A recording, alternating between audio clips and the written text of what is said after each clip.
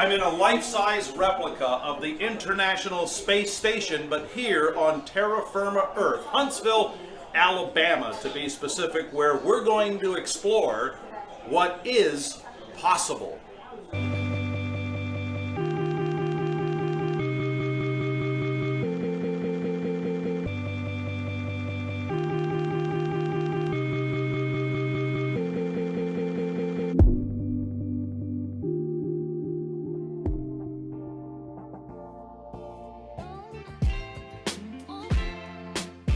Back in 1492, before Christopher Columbus set sail, most of the people thought it was impossible. If you were from Europe, it was impossible to sail to the horizons and make it back, because after all, the earth was flat and you were going to fall off. And as we all know, history has proved Christopher Columbus was correct. Henry Ford, for example, thought it was possible that you could do more than just build cars one at a time, and consequently, the production line and mass manufacturing was born out of the Motor City of Detroit, Michigan.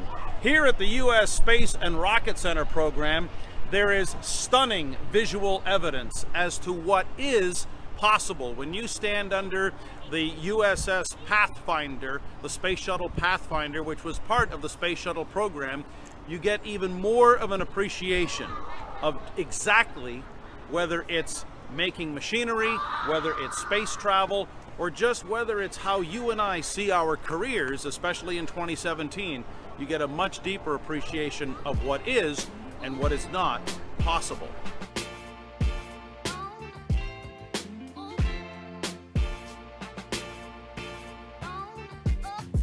You see, back in the 1960s, when the space race was on, Cape Canaveral was the place where the rockets lifted off, and Houston certainly supplied mission control. But it was here in Huntsville, Alabama, that served as the spiritual home of NASA and America's space program. This is where the rockets were tested and built under the direction of Wernher von Braun. Von Braun was the former Nazi rocket scientist who built the V-2, who later came to America after Germany's defeat and was instrumental in getting America up and running in terms of the space race and beating the Russians in order to get to the moon. That being said, the spirit of possibility thinking, very much alive in von Braun and the NASA scientists, is no different than the spirit of possibility thinking that existed for Columbus in 1492, that existed for Henry Ford, and it still continues to this day.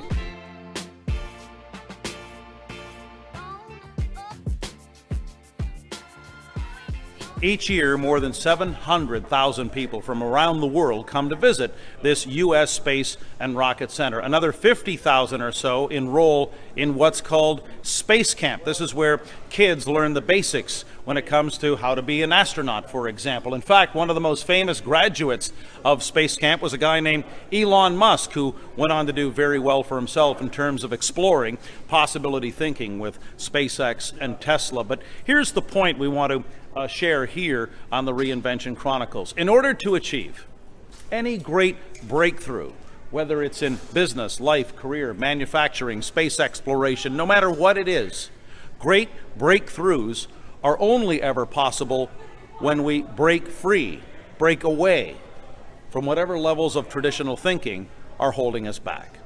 Earlier today, in a speaking engagement right here in Huntsville, interesting observation with a number of CEOs and senior executives in the room who are looking to break away from traditional marketing, for example, and instead enjoy a breakthrough using some of the same video ideas and strategies that we share here on these Chronicles from time to time. So in order to achieve a breakthrough, first you got to break away, no different than the way Columbus did, the way Henry Ford did, the way NASA has done here at the spiritual home in Huntsville, Alabama. Some ideas and thoughts to help you recreate and reimaginate the business, the life, the career that you deserve.